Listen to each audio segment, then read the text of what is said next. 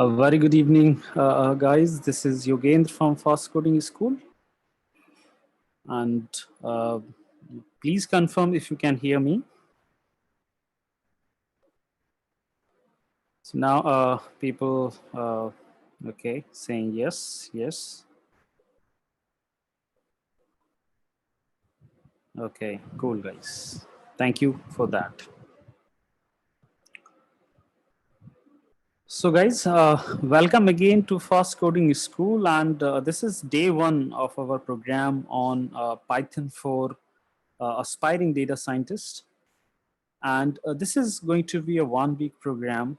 Yesterday, we had a orientation session, and during the orientation session I was talking about that, where Python is being used, what are the different opportunities, right?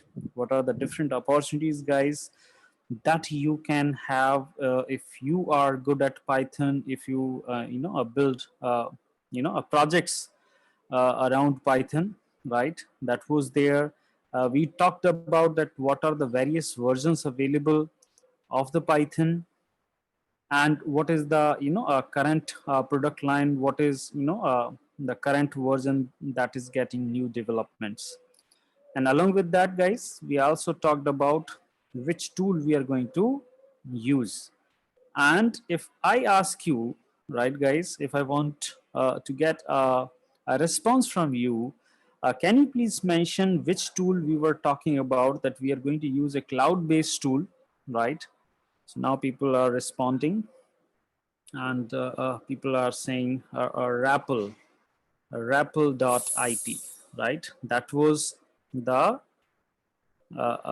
basically a tool that we are going to use for this program, and it's a cloud-based tool. So once again I will go through that a tool quickly.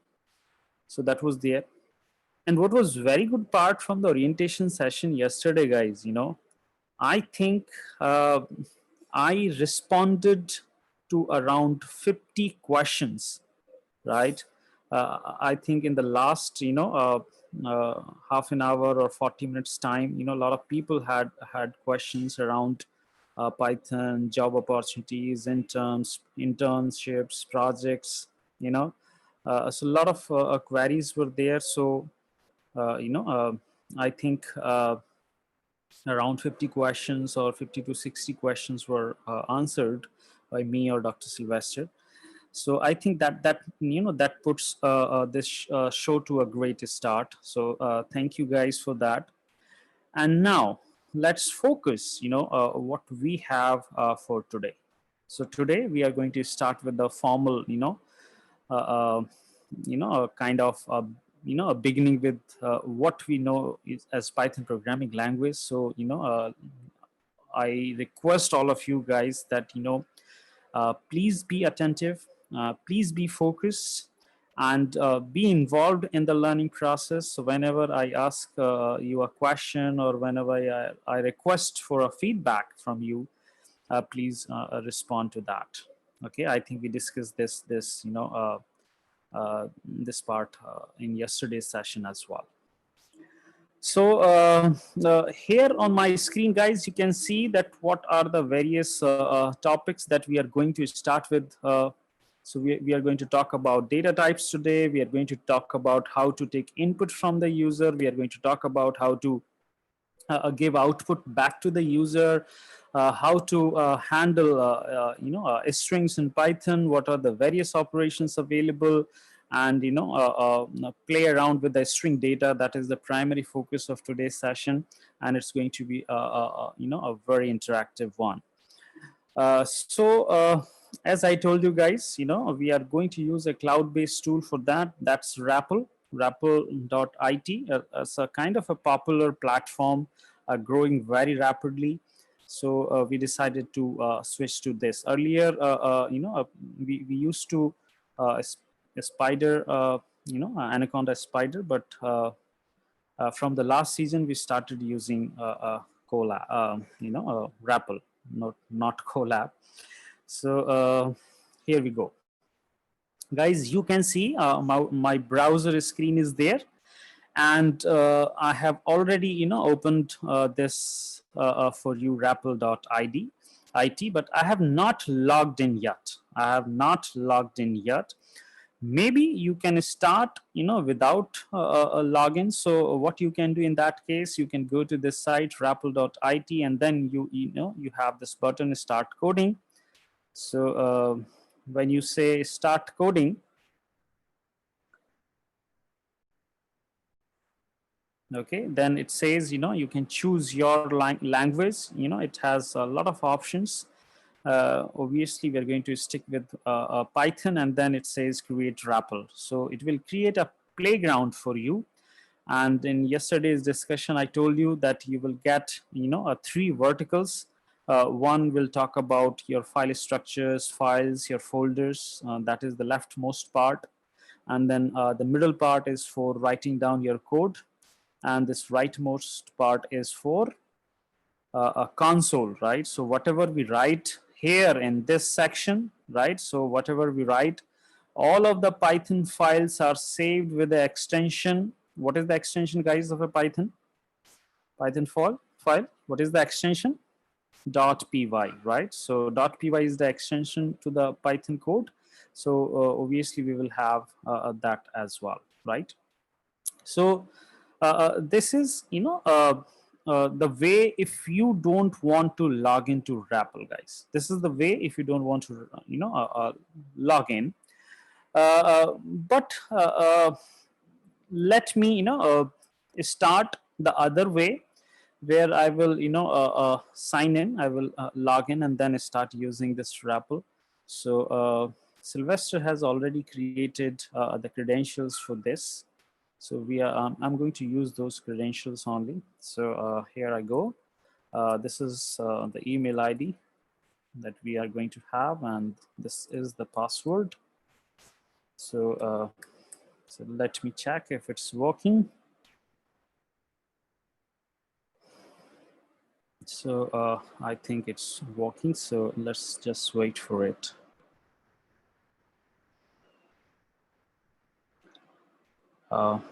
So I'm going to set up the RAPL for it quickly.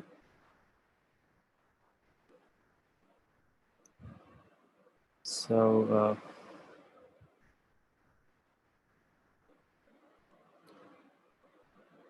okay, so let's connect it to it first, and then we'll start.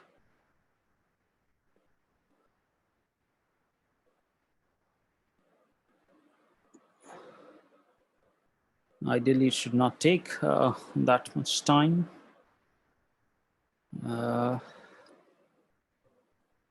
Okay, let me try once. Okay, let me try, guys.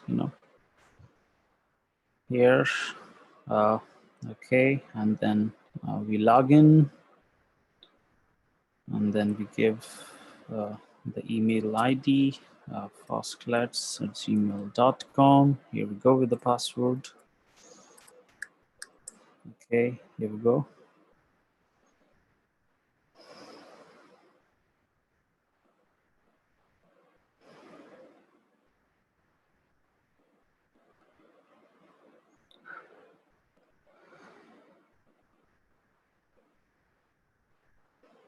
Okay, in the meantime, what we can do, let's try with the new tab. This is RAPL.it for us, and okay, we start, with the coding. So here we go. Okay, choose the language. Creating RAPL for us. In the meantime, I can leave this. Okay. Let's see if it's okay now.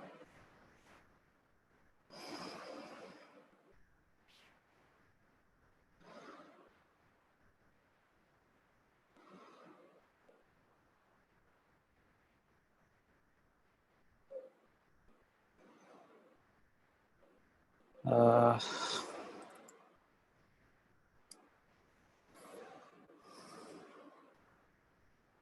just hold on, guys.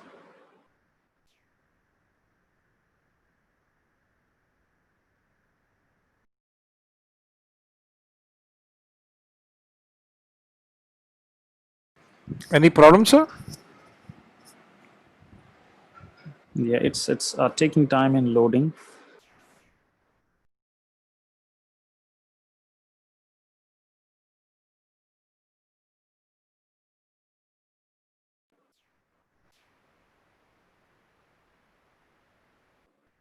Just hold on. I'm just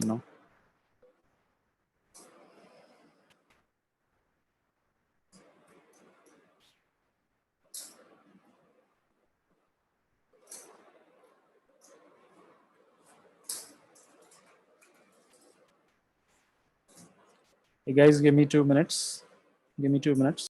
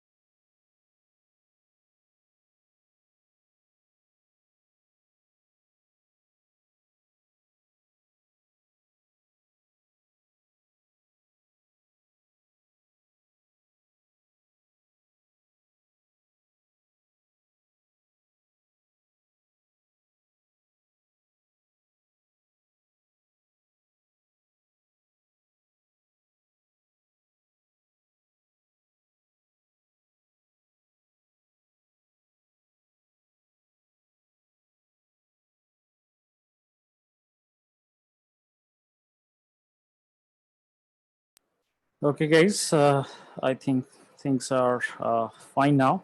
Okay. So sorry for that delay, guys. Okay, now we are all set to start. So okay, now please have a look here. As you can see on my screen, guys, there are three verticals. This left, side that you can see here is, for file structures and everything, right?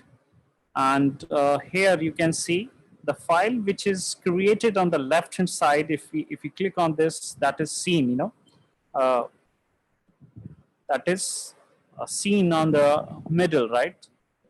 And here you can see main.py. We would be writing code here, guys, and this is our console. Okay, and as of now, what I can do, I can just increase the font size a little bit. So I'll just keep the font size to large, guys, and just okay, hide it. Okay, and a little bit width to our code. Okay, now everybody please focus here. As I told you yesterday that now we can write our code here in the main.py, and what we can write, so we can say print statement, and now having parenthesis. Inside parenthesis, guys, we can write a text that we want to display on the console, that we want to display to the user. So what we can say, welcome to FOSS, right? So this is, guys, this is the first statement that we write in Python. And what we are doing here, we are writing a print statement. So obviously, whatever we give, here, it would be seen on the console. So if we want to, run this code, how we can run this code, guys? Here we have a run button. Can you see run buttons? So if I take my mouse there and I click on it, here you will see, can you see, guys, welcome to FOSS is the output of this print statement. This print statement has been written in Python, guys. This has been written in Python. Now, I can write, something else as well. So maybe I can write some mathematical expression. So I say print, and inside that, guys, what I can do, I can say, let's say 20 plus 45. So now, I just want to add two numbers, right? So finally, print will print what? The final summation. So if I run again, guys, now I will have two print statements. Why two print statements? Because this one, resulting into this statement, and guys, this statement resulting into this statement that is there. Now, similarly, guys, I can do a couple of things as well. Maybe I just, I say print, and then I say 3 greater than 2, right? So guys, this is again a expression. This is again a expression, and it is kind of a checking, right? So we are saying 3 is greater than 2. And as per, a system, yes, this is right. 3 is greater than, obviously 2. So what we will get in the response, guys? We will get a Boolean value, right? And can you see, guys, we are getting true. Why we are getting true? Because this statement, this expression that we have given to print is correct. Obviously, 3 is greater than 2. So whenever we have such condition, we are always going to get true. If you want to, do like this, the 3 is less than 2. No. 3 is not less than 2, right? You are false, right? So what I will, get in the output, guys, I will get false in the output. So very simple, approach, as you can see. Now, guys, I have taken 3 statements. Can you see, guys? 3 print statements, and that's why I'm getting 3 responses in the console, right? And just, let me do one thing. On the line number 3, if I put a hash, can you see, guys, I'm putting a hash, okay? I have put a hash in the beginning of the line 3. And now see what happens if I run this code. I only get 2 outputs, right? One corresponding to this and one corresponding to this. What happened to this line?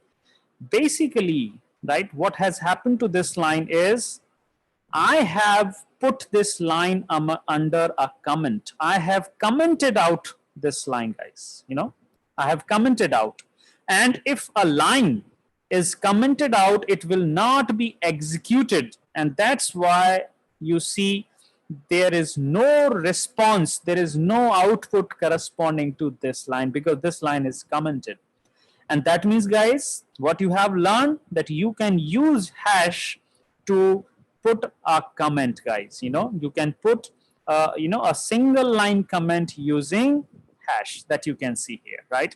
And if I put this statement, under a hash, so what will happen now? Now I have 2 commented lines, and I will only see the output from this line because this is not commented yet. And here you see, I just get 1 output, guys, right? Now, what else you can do if you want to comment out, a more than 1 line, right, guys? If you want to comment out more than 1 line, One more approach you can take, that rather than commenting every line, separately, what you can do, you can, start with triple quotes. So here you can see, guys, I'm using triple quotes. Can you see triple quotes?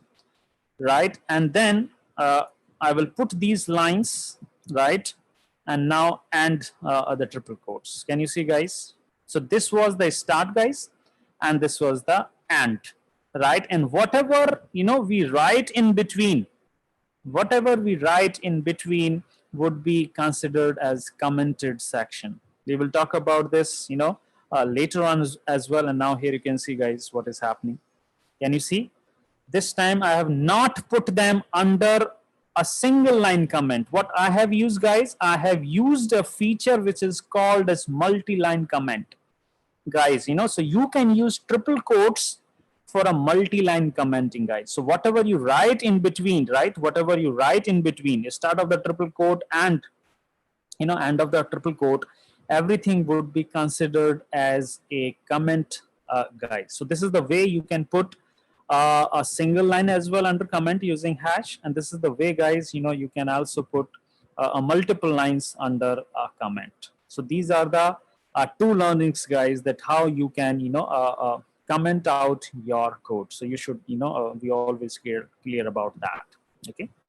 And now, guys, there can be one more format as well. Maybe I can write a hash here, right? I can write hash here, and then I can write comment like, I can say welcome masses.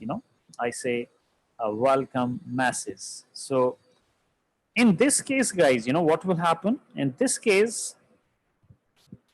This a comment has come after the code statement, right? This is kind of inline comment.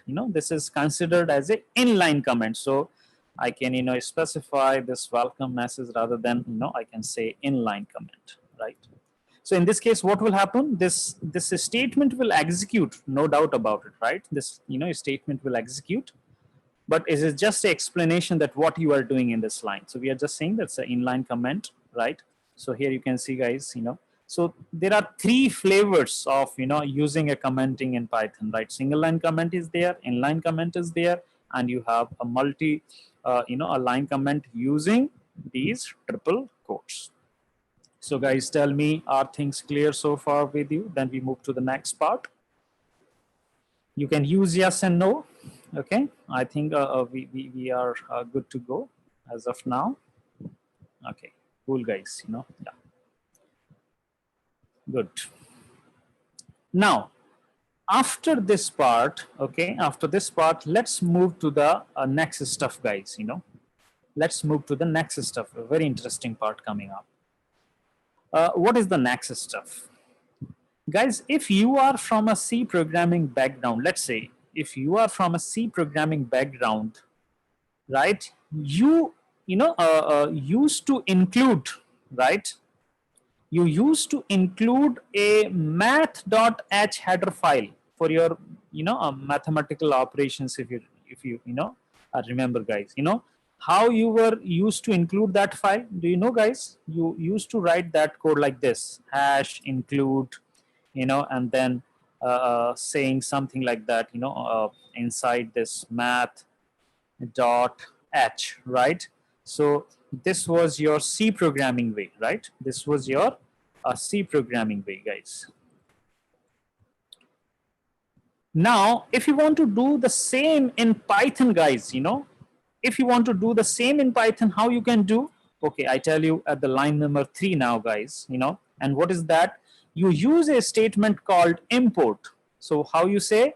Import math. This is the way you include a library with the name math. Math is a library in a Python, and it contains lot of functions and methods that you can directly use to perform your mathematical operations, guys. Okay, so this way I can include a math library, or I can include other library as well. So you just have to say import and then the name of that library. So as of now, it is import math. But I don't have any idea about math library. I don't know whatever functions it has. So how to use them if I don't know about the methods, don't know about the functions, right? So to start with, I can call a method, right? I can call a method that will print me all the functions and methods available in math library. So how to use that, guys? First, I use a print statement. So here I use the print statement. And now inside the print statement, I will call that method dir. So dir is a method, guys. And now in the dir, I will specify name of my library. So as of now, I'm interested in math library only. And now, guys, let's run this code. So how to run this code? Here we run it, right? So I'm running it. And can you see, guys, can you see I have got an output here. And here you see, this is a list of all the methods available in the math library. All the methods are there, right? Here you can see, log functions. Here you can see sine functions. Here you can see tan. Here you can see GCD. So a lot of functions are cos. Lot of functions are there, right? So let's say I'm interested to know what this function is doing, sqrt. I want to know about this function. And again, I have no idea, right, how to use this function. Okay, I have come to know that this is the list of the functions available in the math library, but I don't know how to call a particular function. So what I can do, I can call for a help, right? So how to call for a help? So guys, this time I'm going to print a statement. Okay, print again. And now I will call a help method. And inside help, guys, I have to specify the name of the function in which I'm interested. So how to specify that name? First, you have to use your library name, that is math. Then you have to use dot, and then you have to specify the function name in which you are interested to know more details. What is the function that we are looking for? sqrt. So write the name of that function, right? So sqrt is there. And now, guys, let's run it again. So that is there, guys. And can you see, we got the list. Why we got the list? Because of this statement, guys. And now after that, we are getting a help as well. Can you see, guys, we got a help. And what is the help? Help is available for this method, sqrt. And it is saying that it takes a parameter x, and what it returns, guys, it returns the square root of x. So whatever value you pass to this function sqrt, you will get a square root of that value. So how we can use that now? So we can use it now this way, guys. So here I'm going to use it. So how to use, guys? So library name, okay, then dot, then the function name, guys. So this is the function name, sqrt, and what I'm interested in, let's say I want to calculate the square root of 20, for example, right? So I will specify that value like this. And now, guys, if I want to print the output of this, so I can use a print statement as well. And now, guys, what will happen? I would be able to print the square root of 20. So, guys, here we go. And let's see, guys. Can you see, guys? We are getting the output here, right? If you get confused with this, so I can comment out this section. I can comment out this section as well. And now, see, guys, we got a single value here, right? So this is the square root of 20. You can give any other value, there is no, you can keep it 10, you can make it 16, whatever, right? It's up to you that what value, right, you want to use. And let's say I'm interested to know that what is the square root of 16. Can you see, guys? 4.0. So dot 0 means it's a float number, right? That means whenever you will call this function, it will always return a floating number for me, right? A floating number for me. Okay, let's see one more function from the math library, so we are very comfortable around it, right? So I want to know the list of all the methods. So how I can do that, guys? So now guys, I'm on the console and I'm using dir.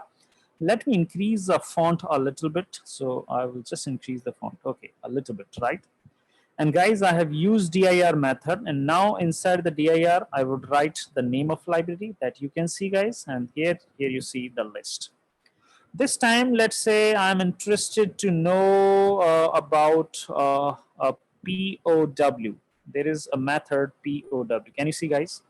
So dir is a method which will list down all the functions which are inside math library.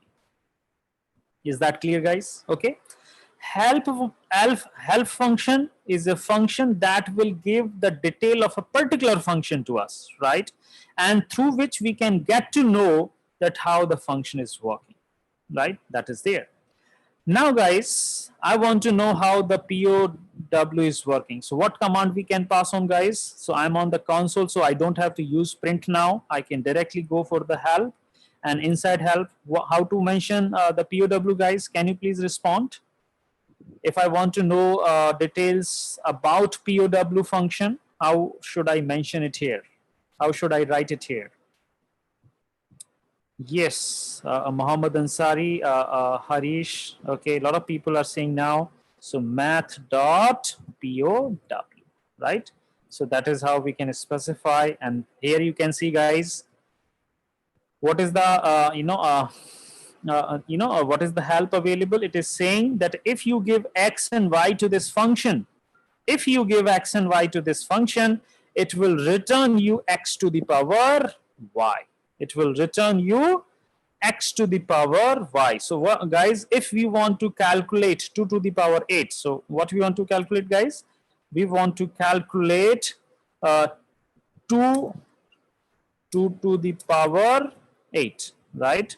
So 2 to the power 8. So how, guys, how I can write this statement now, guys, in the Python code?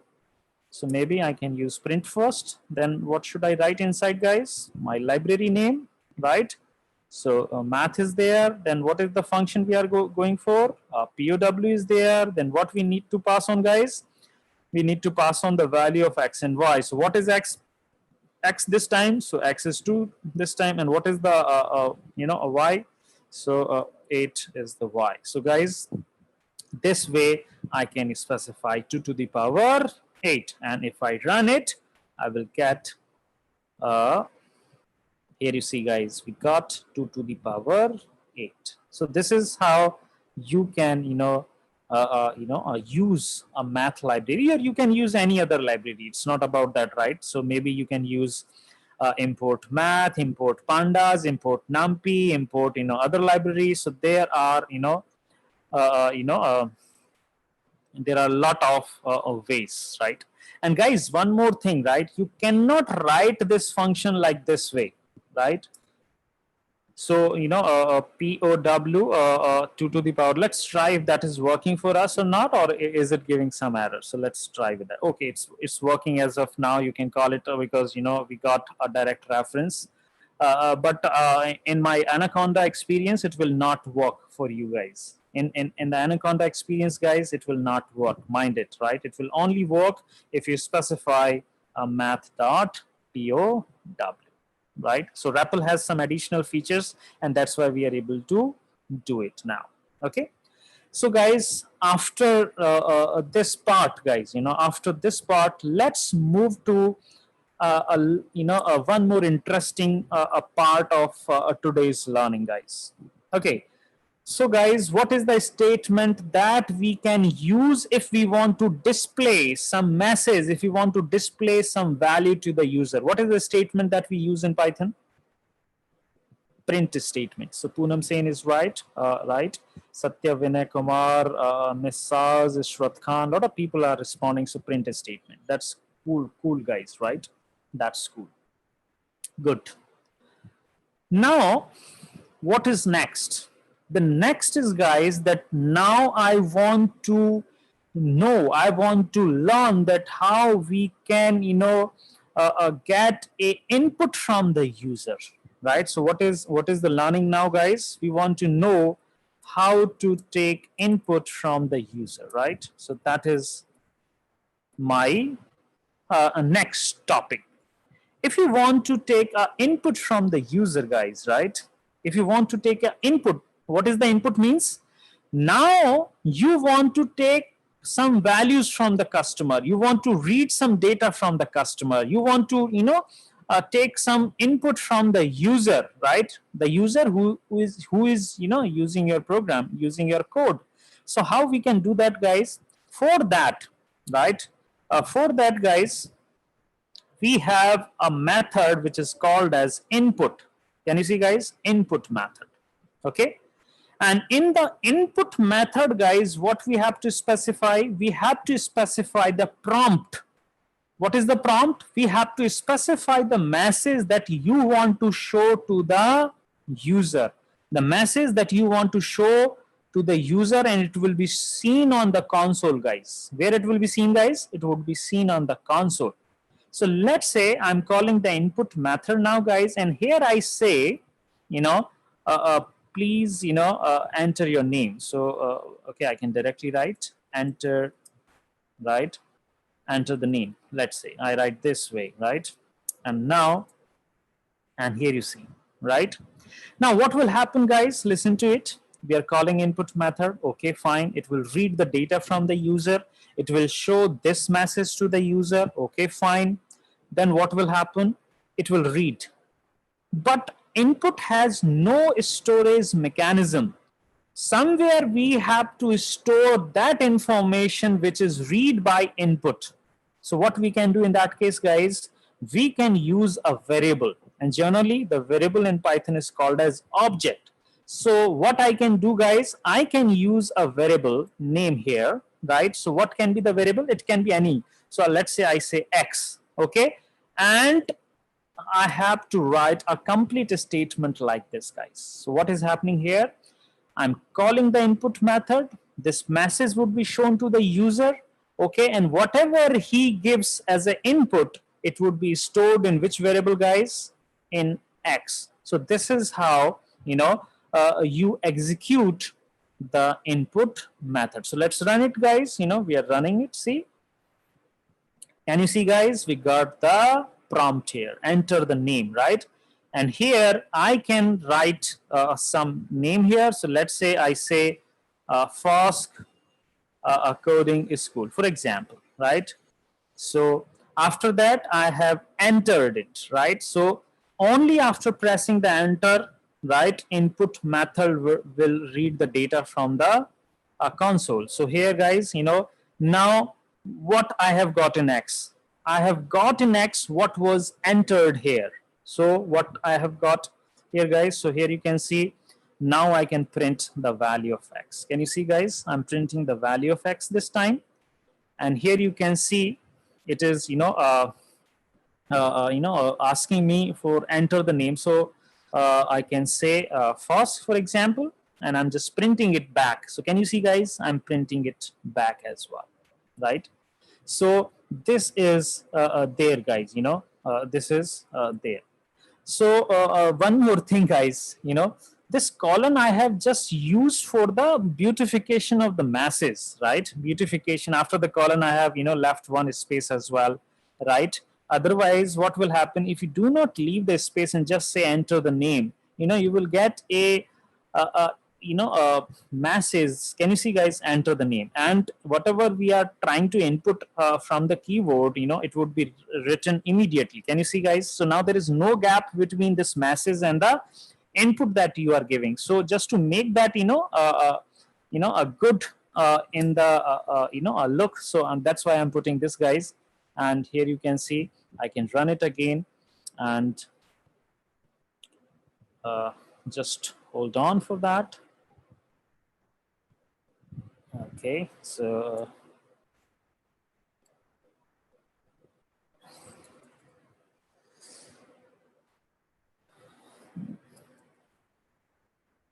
let's see.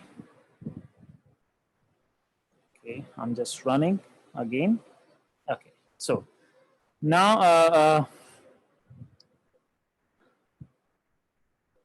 a little delay coming here. So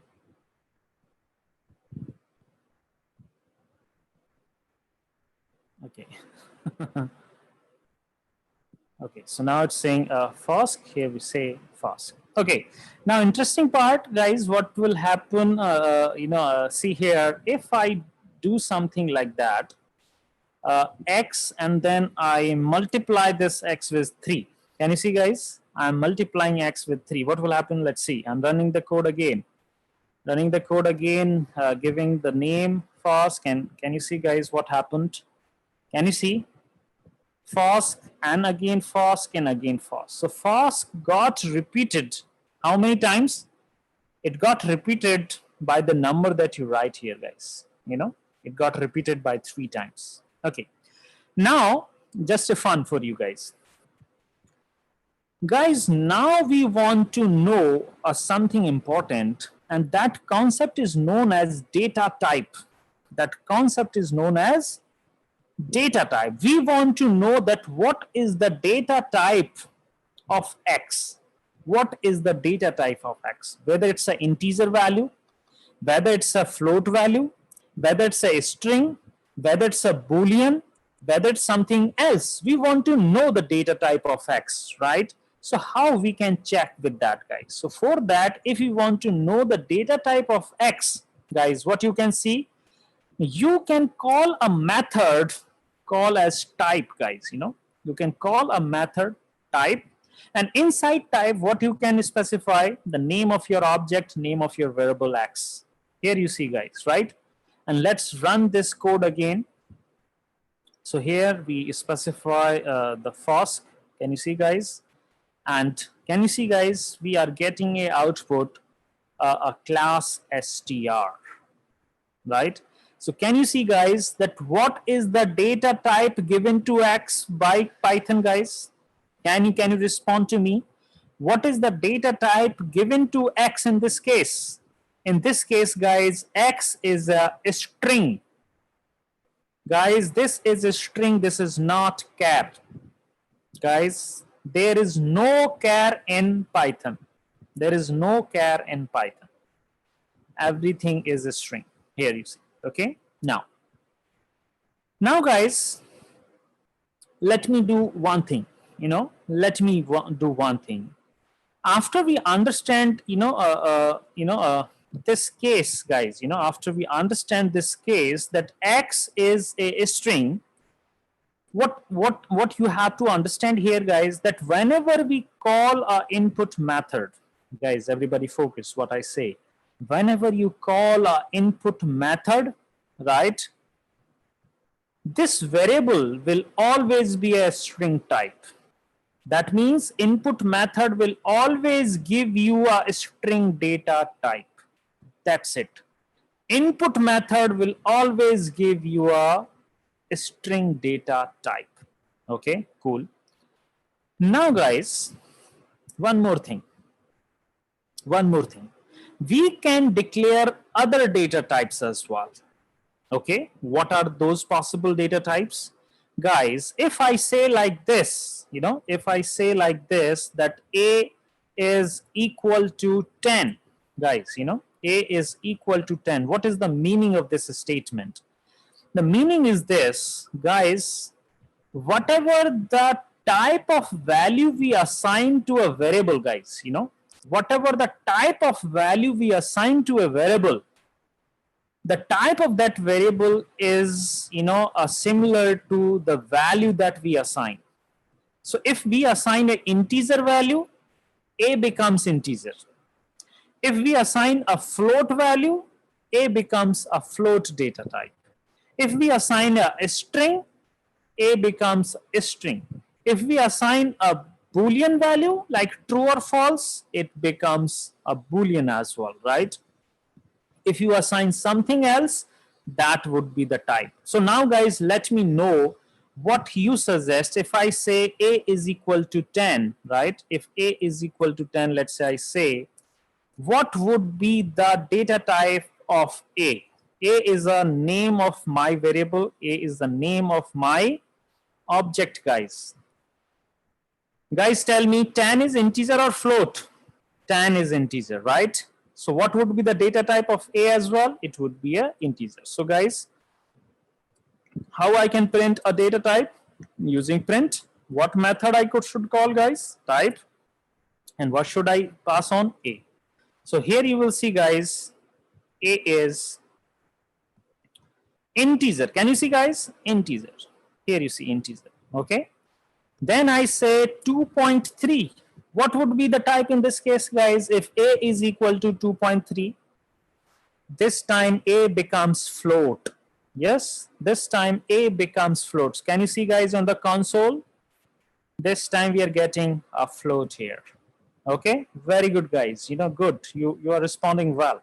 And I would request everyone into this part, even if, guys, don't sit idle, try to respond. That would make this program more interactive. Okay, guys, what will happen if I say something like that? True. What will happen in that case, guys? It will become a Boolean, right? So let's see, guys, what is the data type in this case? In this case, the data type is coming as bool, guys. Can you see? It's bool. Bool stands for Boolean, true, false, right? That is there. And guys, mind it, this T is, a capital. This value is case sensitive. We cannot write this like this, See this, guys. We cannot write this like this. It would be an error for us. Can you see, guys? We are getting an error this time. Can you see? We got an error. So we have to be, write this way. Maybe we can write false as well, right? How to write false? This way. Again, this is a Boolean only. Whether you assign a true, whether you assign a false, it's going to be a bool only. Okay. Now, guys. Guys, are you familiar with a null value in C programming or a null value in CPP or something like that? Null value, right? A null, if you remember, right? Okay, no, don't worry about it. So what is null basically? So null, you write null like this. You write null this way. So this is the null, right? Null means not a kind of a valid value that you can, assume, right? Null. In Python, null is represented like this. None, guys, none. None. So sometimes, guys, what happens, if you don't know what initial value you should assign to an object, you don't know what initial value you assign to an object, in that case, what you can do, guys, you can use that, variable, guys, and then here you can write none. And when you say none is the value, initial value, in this case, the data type of A will become none type. Can you see, guys? The data type of A will become none type. So, guys, don't get confused. None is a value. Okay, and none type is a data type. So, guys, what are the various data types that we have understood? What are the various data types, guys, that we have understood? So here we go. Okay, I will just, so what are the data types, guys? Integer is there. Okay, a float is there. So integer, and then a float is there. What was that, guys? Boolean was there. What was else, guys? A none type is there, right? So a none type is there, and str is also there, right? So str is also there. So these are the basic data types in Python. These are called as primitive, you can, consider them as primitive data types in Python, guys. These are the primitive data types in Python. Okay, now, guys, let's bring our focus back to strings now, guys. Let's bring our focus back to strings. So, guys, if I start on the strings part, right? So, guys, there is no concept of long or double or short in Python, because in Python, memory management happens in a different way, guys. So, there is no concept of long or double in case of a Python. Is that clear with everyone, guys? Either it's a integer, either it's a float. right? That's it. Yeah. Now, guys, I want to take a feedback from you that so far how it has been for you. Is it good for you? Is it going good for you guys? Let me know. So Adarsh Reddy saying good, Ishwat saying yes sir. Okay, a lot of people are responding now. So okay, Vaishnavi, Himani, Rohit, Shraddha, Shrasti, Ujjwal, Sushmita, Muhammad, a lot of Himanshi, Kranti, Madhurya. Okay, a lot of people are there. Okay, that's good. Okay, good. Good guys. Now let's bring our focus, right? Uh, okay, now guys, let's bring back your focus on the string part. Okay, I will come to that, Sriram, later on. I will come to that, right? Yeah. Thanks, Rajat. Guys, now I'm going to declare couple of strings for you. I'm going to declare a couple of strings for you, and then we'll discuss more, details around that. So what, let's see, guys, what is there. So this time I'm focused on strings and operations. Okay, we'll focus on that. Now, guys, at the line number 3, I write here, this is like a variable with the name str1, and here I say FOSC, okay, FOSC India, for example. I say something like that, FOSC India. Obviously, now you guys know that what would be the type of str1. Can you guys let me respond, can you guys respond to me that what would be the type of str1? str1 would be a str. Str means a string, right? So here we go. Can you see, guys? Here it is str. Cool. I declare one more variable, guys. I declare one more variable, str2. Okay. And str2, guys, now I'm using single quote, not double quote. Mind the difference, guys. Here I say FOSC India again. What would be the type in this case as well? str2. Guys, it's the same. Again, it's a string only. So whether I declare a string using double quote or whether I declare a string using a single quote, it's going to be same. It's same, no difference at all. Here you can see, guys, in both of the cases we are getting str class. Okay. Let me go for a third, guys, see, guys, str3. Okay. And str3, this time I say double quote, but using a single letter only, F. That's it. And in this case, guys, I want to know that what is the type. Okay, I want to know the type again. So here I specify str3. Guys, here you have to focus, right? If I, run it, can you see, guys? This is also a string, right? This is also a string. That means even a single letter is called as str in Python. There is no char type, guys. Mind it. There is no char type, right? There is no char type in Python. And guys, also mind it, it cannot be a Boolean. How come it can be a Boolean? It is under double quote, right? So if it is under double quote, it has to be a string only in Python. So it cannot be a Boolean, right? That is there.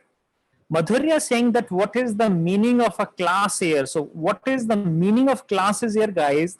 That every data type in Python has been implemented as a class. So what is the class? If you don't know, don't worry about that, right? As of now, we are not interested in that, right? So every data type in Python has been implemented as a class, and that's why whenever we print the type, we print, it like that, where it says class integer, class str, class float, class boolean, class none type, that is there. Okay, guys, I have one more a thing for you. Yes, Ashish Rathod, every data type is object. Yeah. Now, guys, one more thing.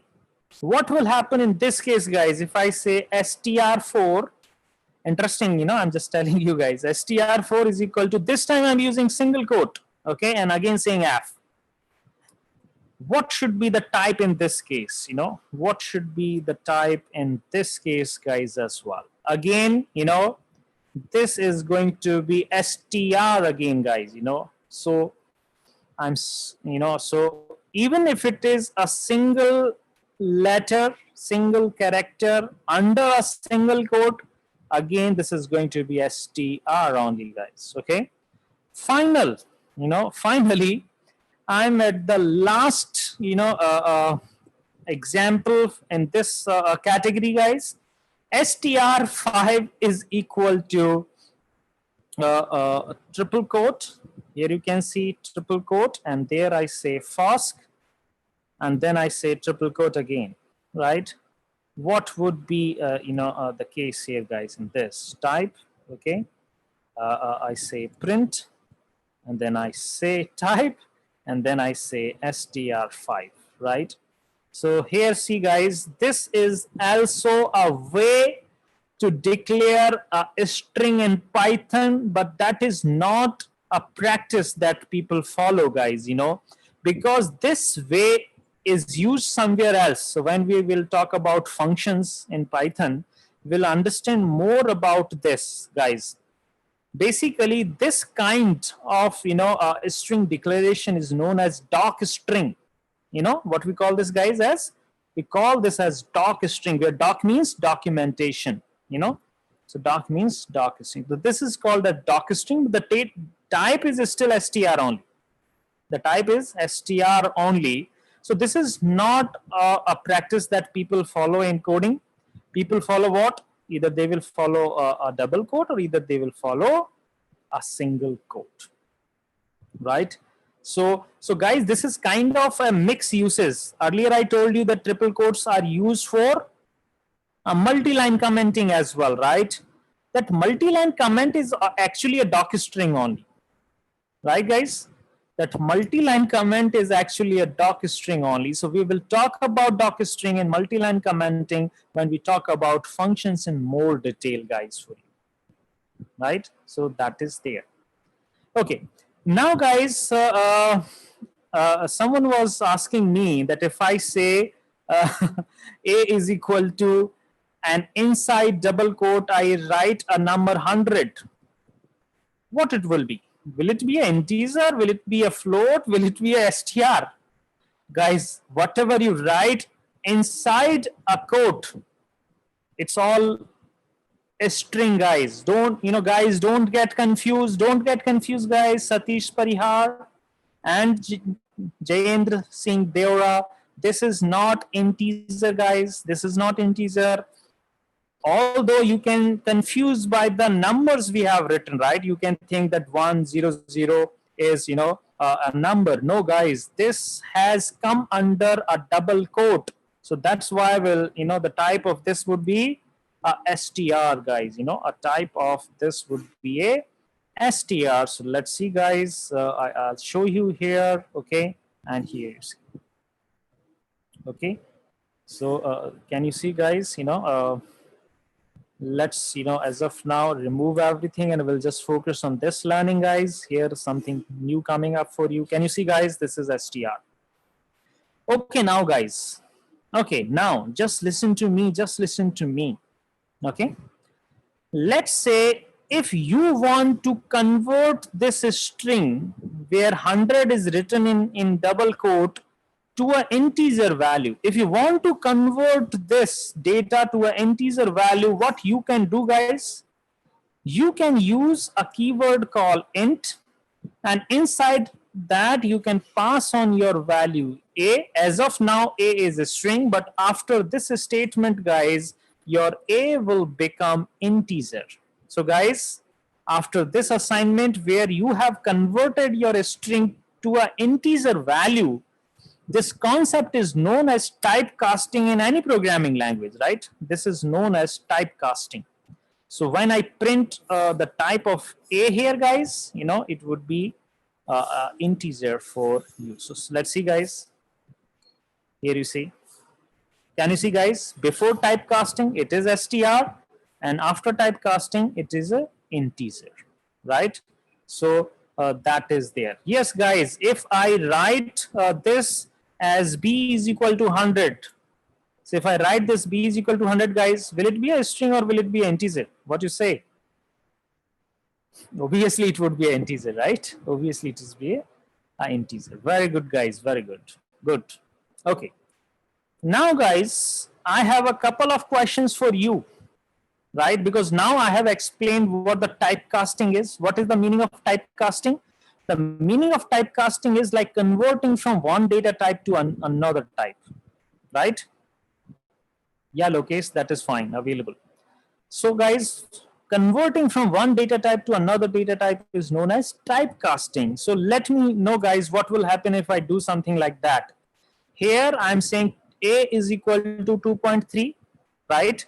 So tell me, guys, what would be the type of A?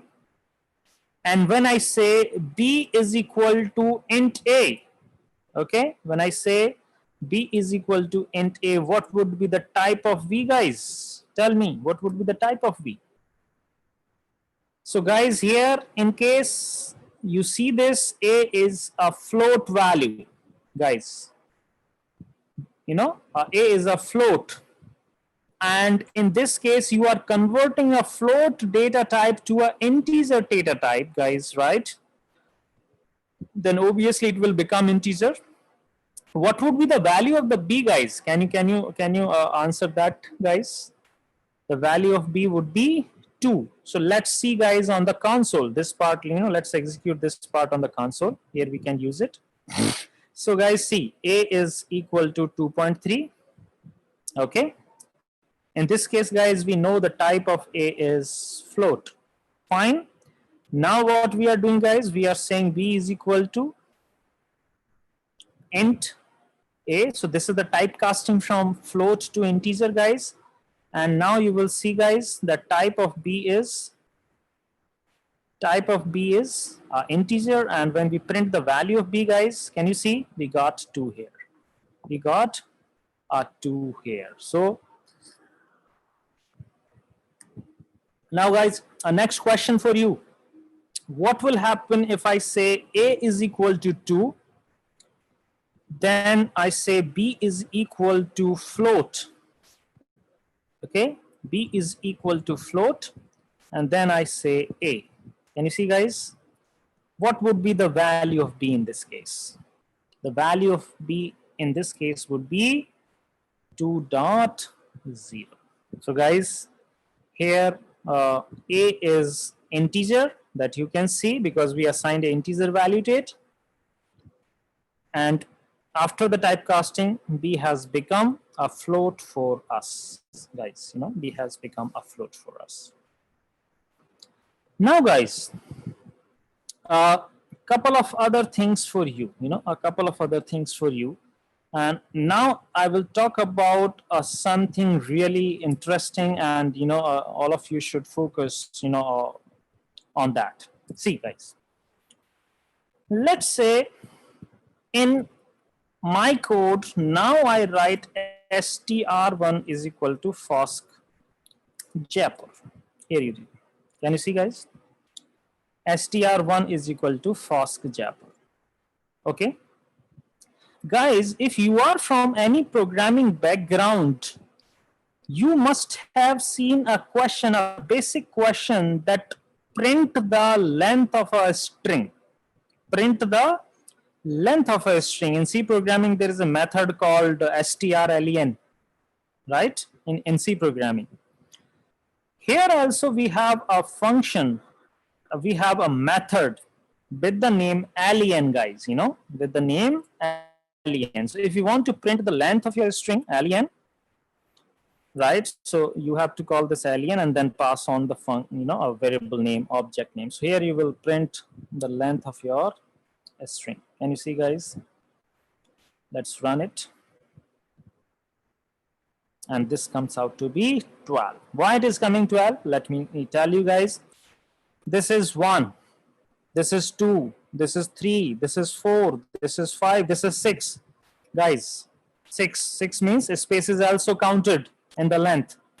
Then 7, then 8, then 9, then 10, then 11, then 12. So there are in total 12 letters, guys. Right? So space is also included in the count.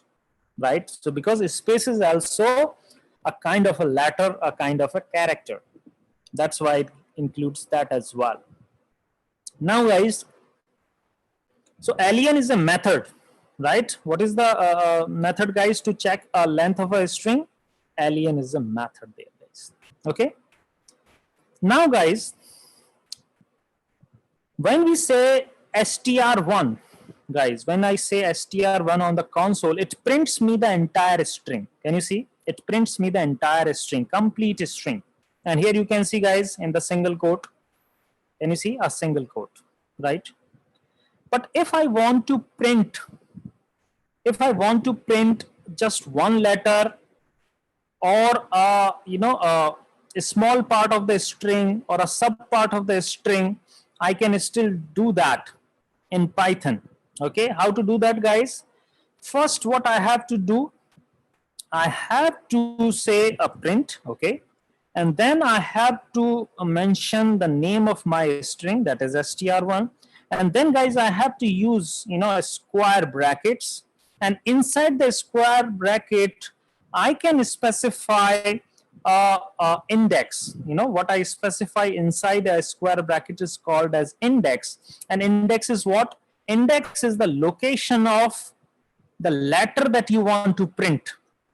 And how the indexing works, guys? The index for this letter, the first letter, is always 0. So our indexing starts from 0, guys. So indexing of F, yes, similar to arrays in C programming, guys. So this is index 0, guys. This is index 1. This is index 2. This is 3. And this is 4. And this is 5. And this is 6. And so on. So we have this indexing. So what it will print, guys, if I say 0 here?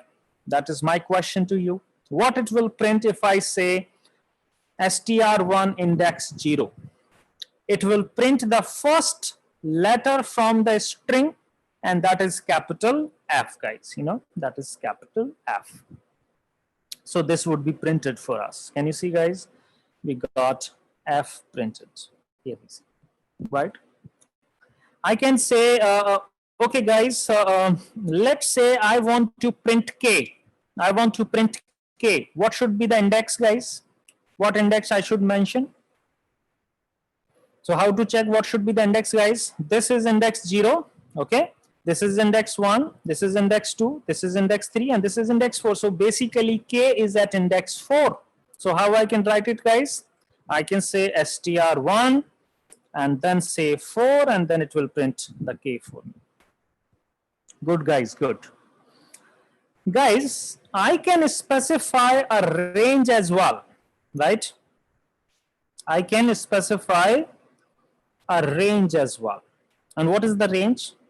See, guys, to specify a range, I need to use a column, guys. I need to use a column. Can you see? I'm using a column.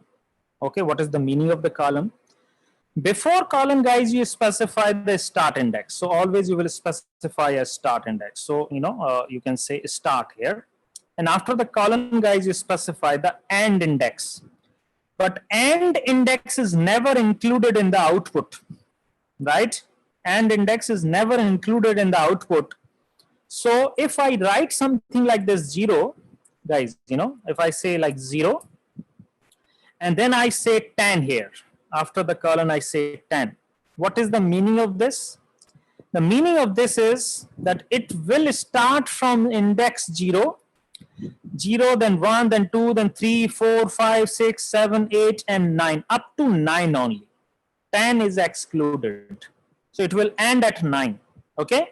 So now here you can see, guys, what we get in the output.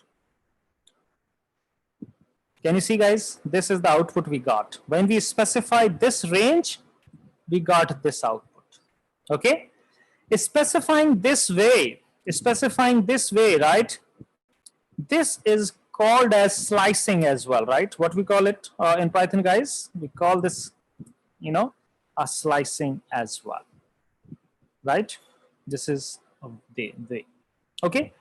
Now, guys, I can specify, other ways as well. I can specify, let's say I say str1, okay. After that, I say, a square bracket. Inside the square bracket, guys, I use column. And inside the column, guys, I say 2, okay. And then let's say I say 8. What will happen in this case, guys? What will be printed? From where it will start, guys? It will start from index 2. And what is the index 2, guys? The index 2 is R, right? So it will start from index 2, then 3, then 4, then 5, then 6, then 7. So it will go up to a 7 only, guys. So this is the way, you can say RSKJA. That is there, right? Okay, cool, guys. What will happen if I say something like that str1? Please have a look on my console, str1. And then I say, for example, 5, and then I say colon, and then I don't specify anything. Will it raise an error or will it give something meaningful to us? Guys, in this case, what happens? We have not specified the end index, right? We have not specified the end index. In that way, guys, what will happen? It will start from, 5, and then it will print till the completion of a string, right? So starting from 5, and then it will go up to the end of the string. So guys, that you can see, it is started from 5, right? So what was the 5? This is 0, guys. This is 1, this is 2, this is 3, and this is 4. So it will start from a space.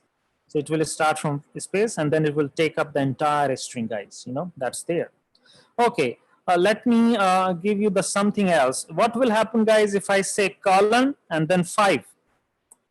In this case, what I have done? I have not specified the start index.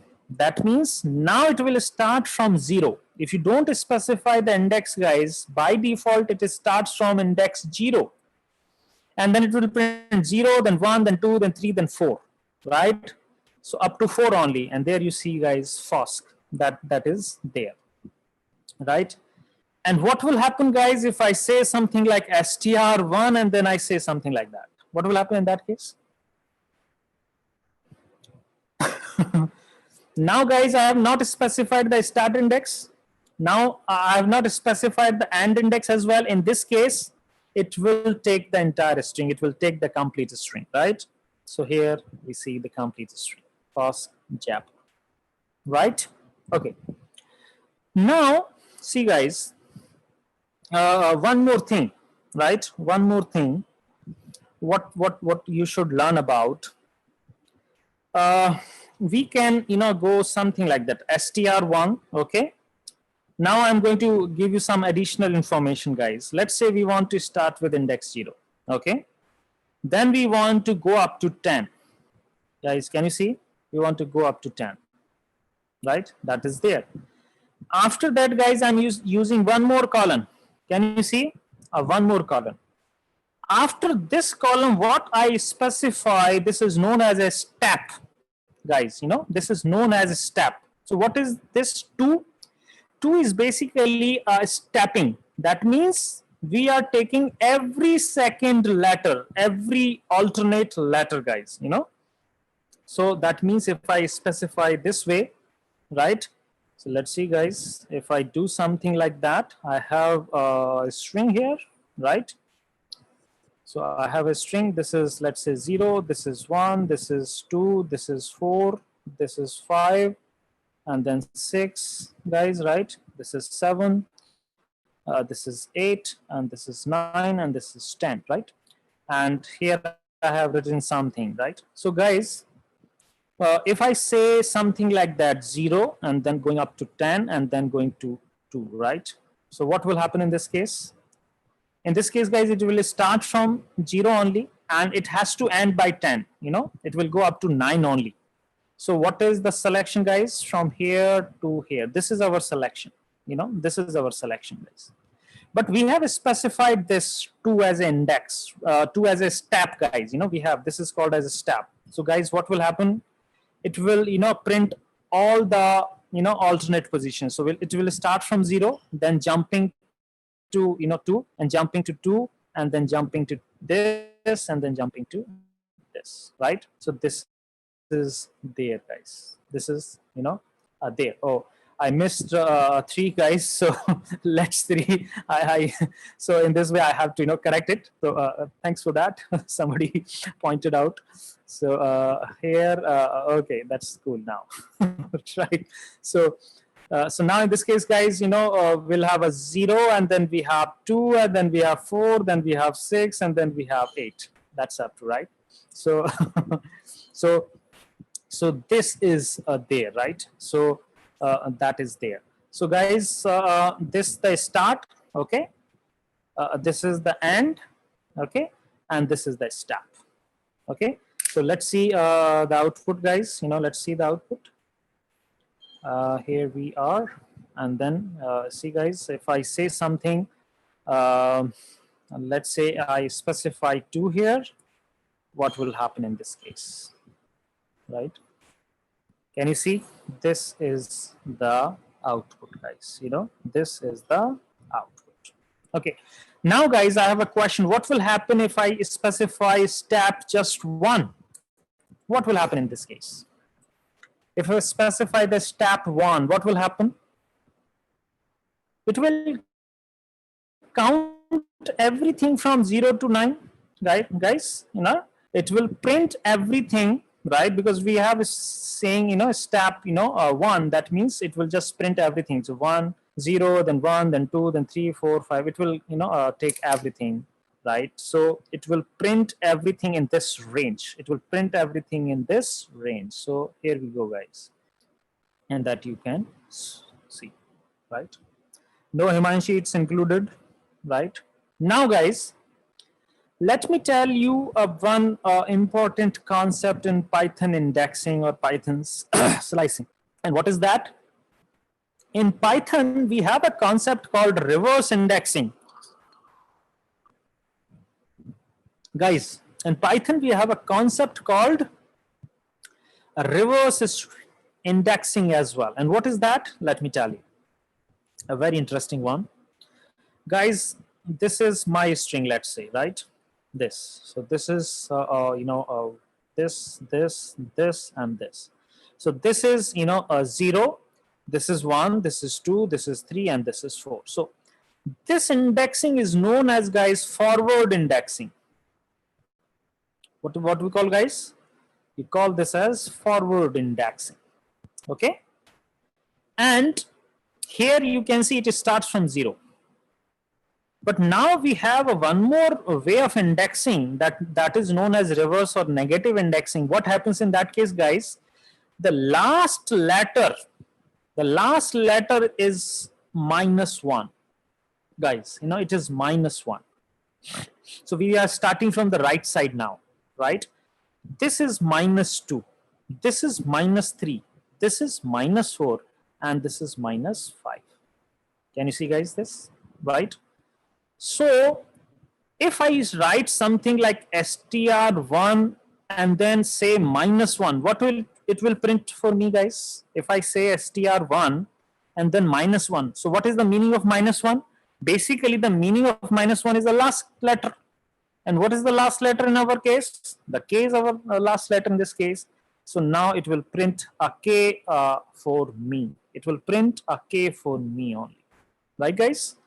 And if I say str1 and then -2, in this case, it will print the second last character. And what is the second last character, guys, in this case? S is the second last character for us in this case. So here, guys, I think you got it now.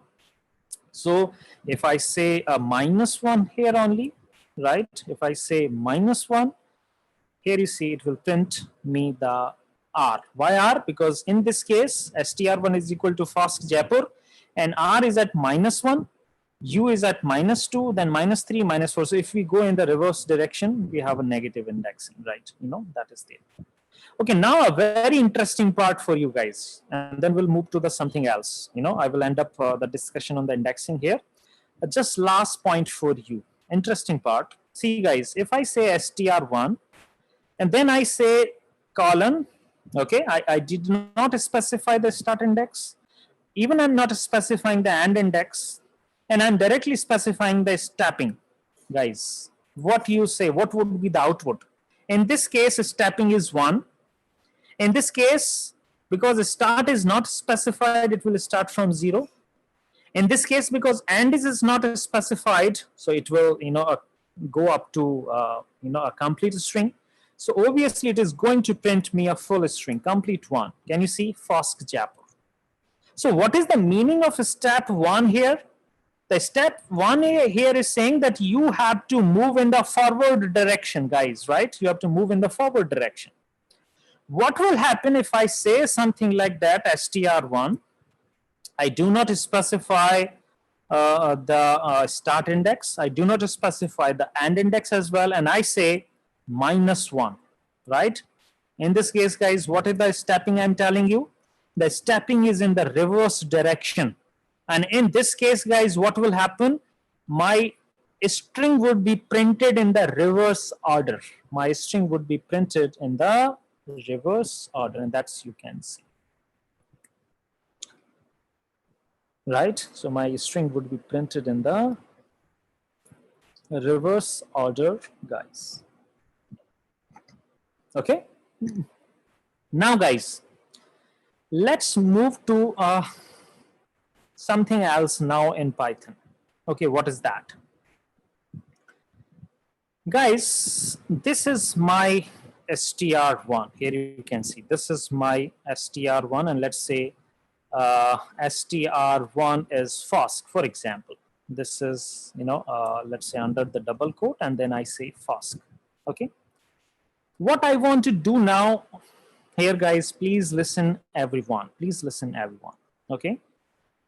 What I want to do, what is my requirement? What I want to do is that I want to replace this capital F. I want to do what? I want to replace this capital F with a small f, with a lowercase f. How I can do that? First of all, I should get access to this. So how I can get access to this capital F? For that, I have to write what? My string name, and then I have to use indexing, and then which index I should use? A 0, right?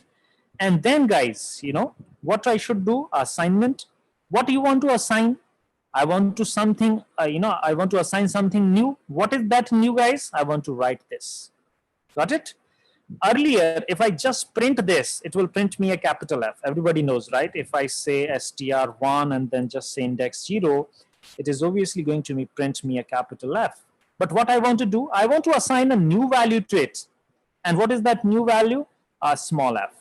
And now let's see, guys, if this is possible in Python or not. First, we have to check this. Can we do it or not? Okay. So let's run this code now, guys. Oh, there is error. We got an error here, guys. And what is the error? It is saying str object does not support item assignment. What is the meaning of this? Right? What is the meaning of this? The meaning is this, that once you have initialized a string, you cannot change it. You cannot modify it.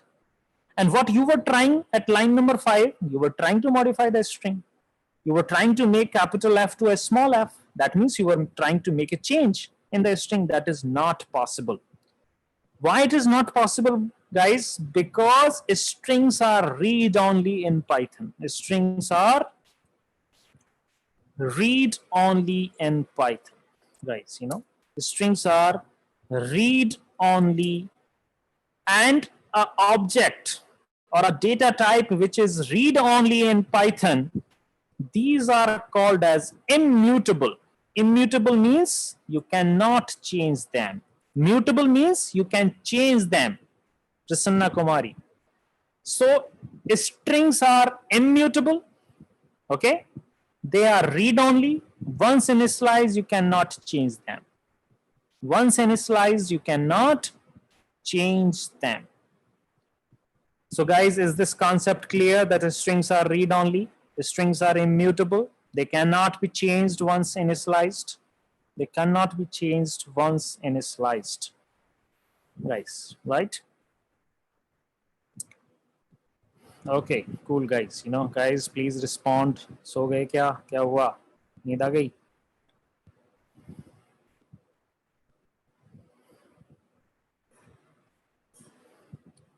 Okay, so now people are saying no, not yet. Okay, okay.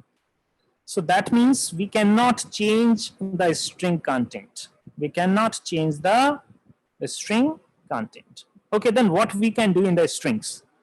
Now we should know couple of methods that we can, you know, no Redmi 6 Pro, we can't do that. Okay.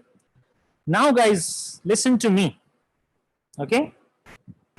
Now guys, listen to me. We want to know that what are the various methods that we can have in case of strings. One method we already know, that we can call a alien method which will give us a length of a string, right? Which will give us a length of a string. So we know this method well, right? Alien, okay, and then saying str1, right? So this is there. First I have to run it, just a minute, and then I have to say alien and then str1. Okay, see.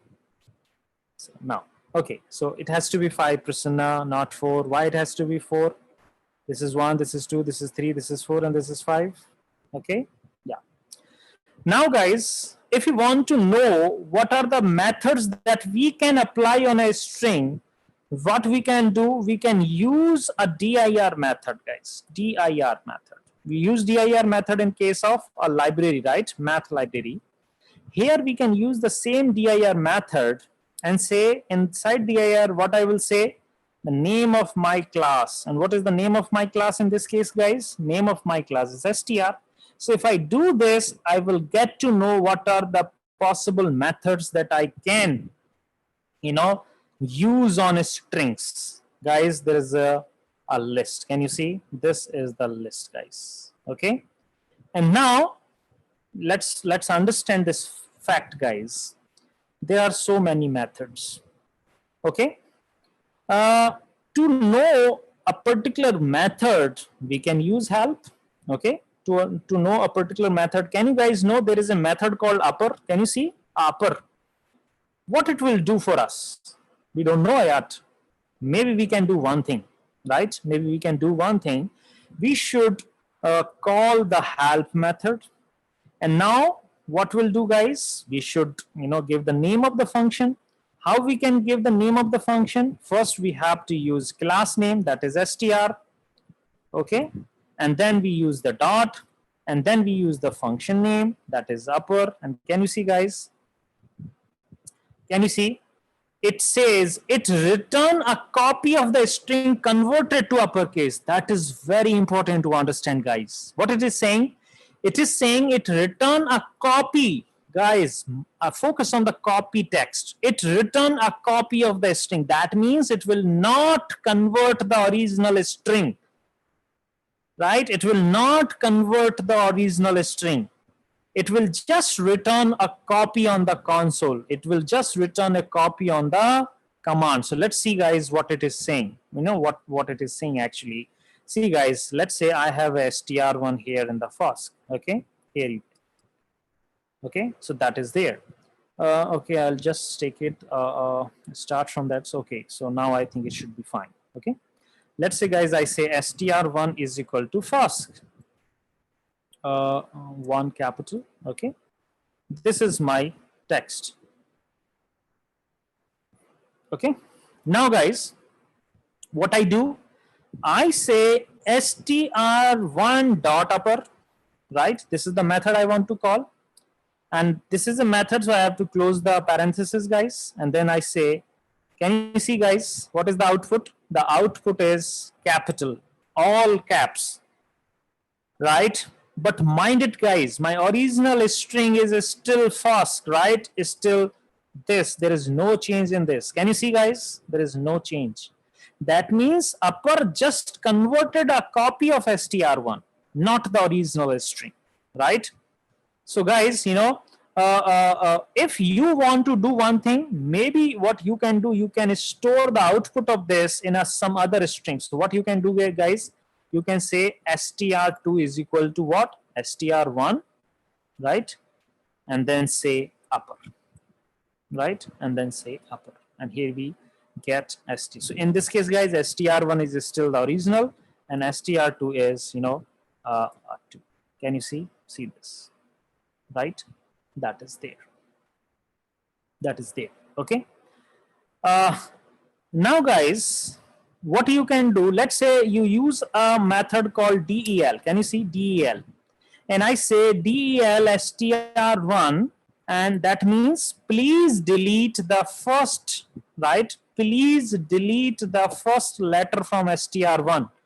Will it be possible, guys? Being strings as a read-only stuff, will it be possible for us? It says no, not possible, because what you are doing in this case, guys, you're just trying to delete a letter from the str1, not allowed. Strings are read-only. But what I can do, guys, I can delete the entire string, right? I can delete this del str1. That is possible. Why this is possible? Because this is simply a statement saying that please deallocate, right? Please deallocate the memory that has been assigned to str1. Please deallocate. So here, the allocation that was made for str1 with this statement, guys, your memory was allocated to store it fast. Now that has been removed. That means you cannot access the str1 anymore. Can you see?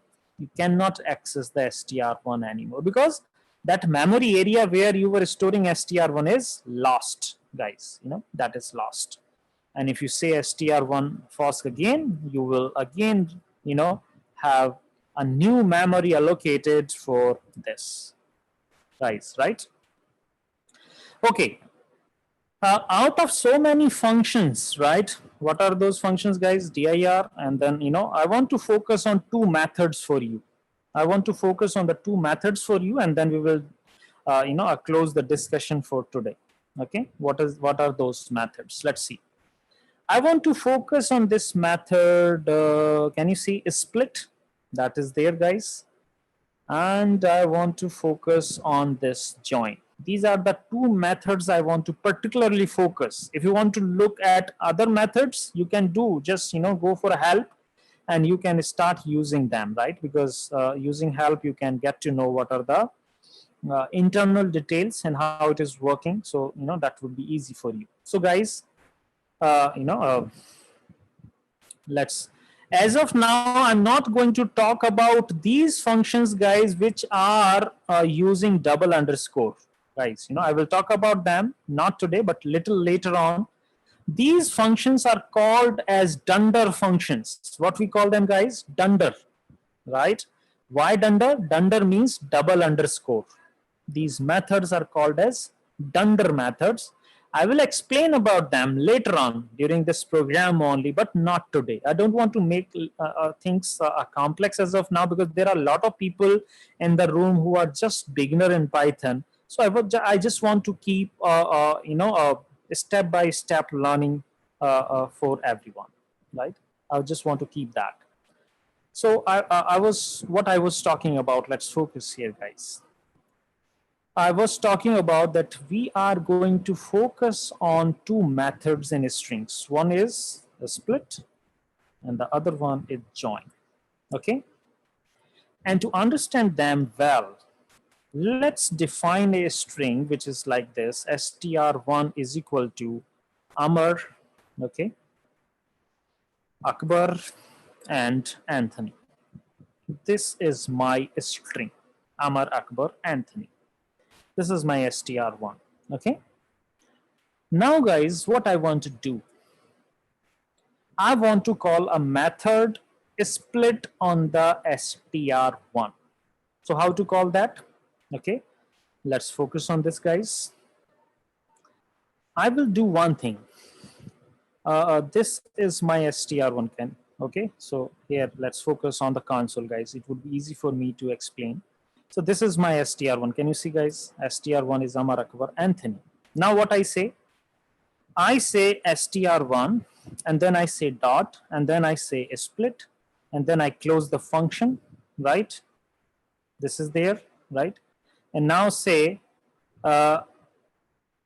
str1 dot split and see, guys, what we get in the output. Can you see, guys? This is a array like structure, array like C programming arrays, right? So it's an array like structure. This is called as list in Python, guys. What do you call this? This is called as list in Python. So what has been done using split method? Basically, our string that you can see, Amar Akbar Anthony, has been converted, right, into a array, right, into a array. And what has happened? The first word which is there in the str1 becomes the first item in the list. The second word in the str1 becomes the second item in the list. The third word in the list string becomes the third item, right? So what we can do, guys, we can say something like that we can do this: list1 is equal to str1 dot split, so that we can store the output in list1. So guys, can you see list1 is this that we already know. str1 is still same, no change in str1, right? Because strings are read only. So that is there, guys. So list1 is there, str1 is there. So what the split does, guys? Split basically, split basically gives you a list. This is the list, guys, and how it has divided my string. Wherever I see the spaces, can you see, guys, one space here and one space here? So if there are two spaces, it will have 3 items. If there are only one space, it will have 2 items. It will have 5 space, it will have a 6. So one more, right? One more count than the count of spaces that is there. Can we do the split with some other letter? Yes, we can do a split with some other letter as well. By default, split will always happen with a space. Okay, so let's say if I have something like str1 is equal to okay, I'll just talk about this, guys. Let's say I say str1 is equal to Fosk India. Can you see, guys? This is there.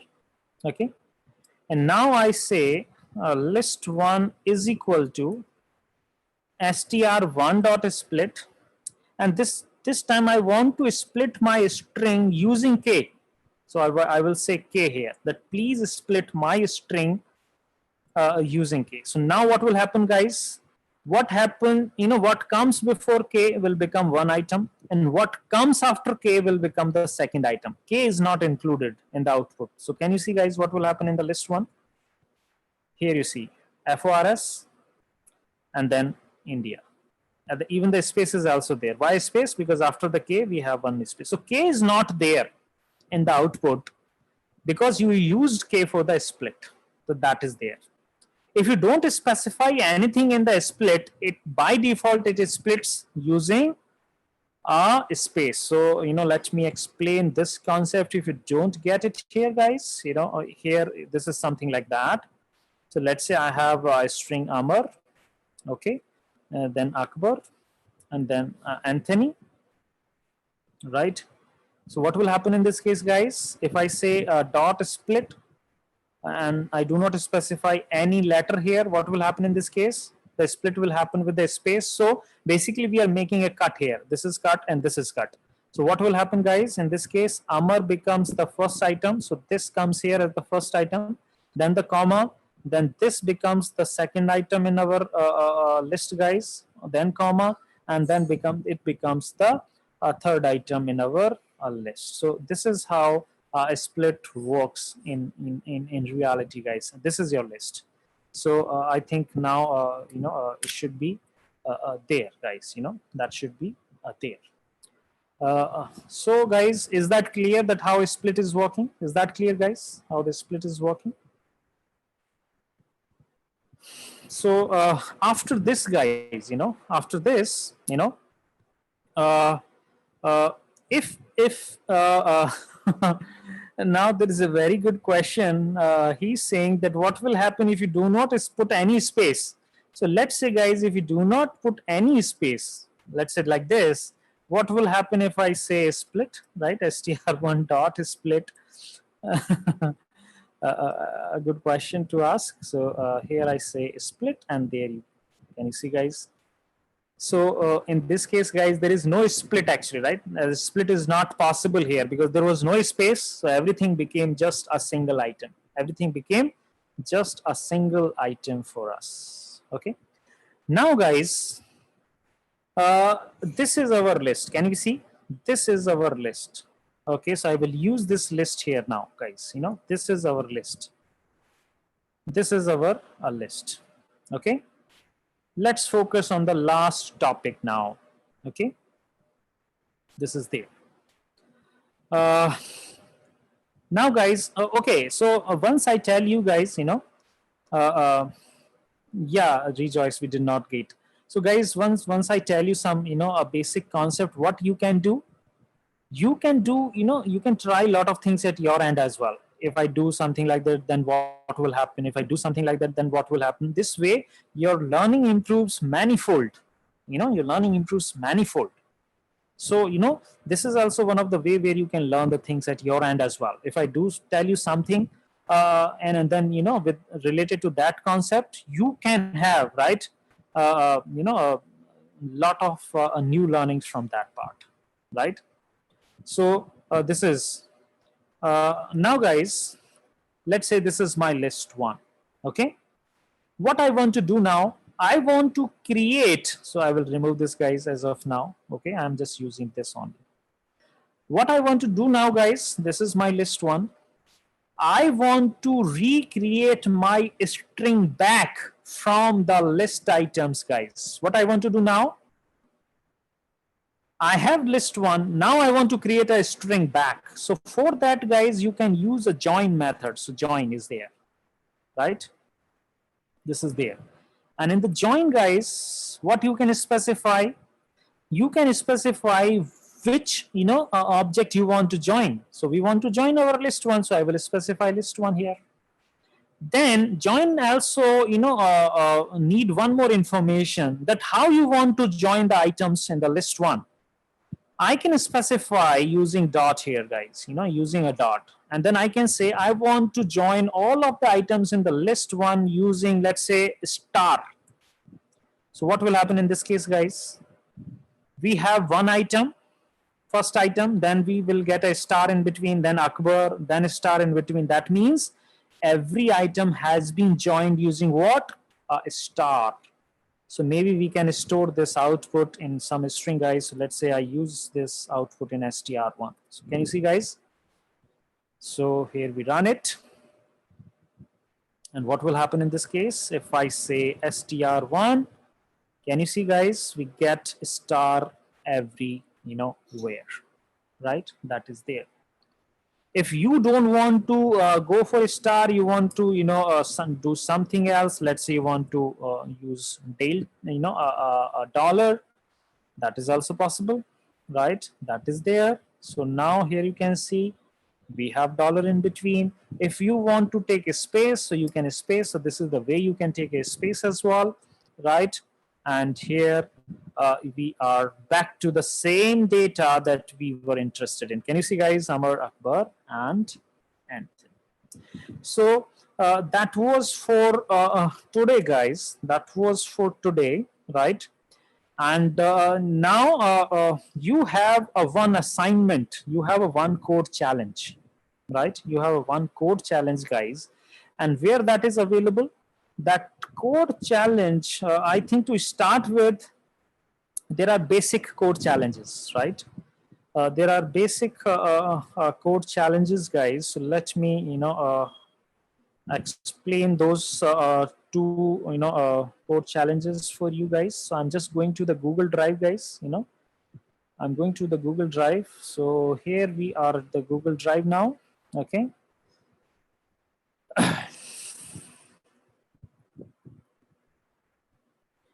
So Shriyansh Narayan is saying, sir, can you please tell the difference between a method and a function?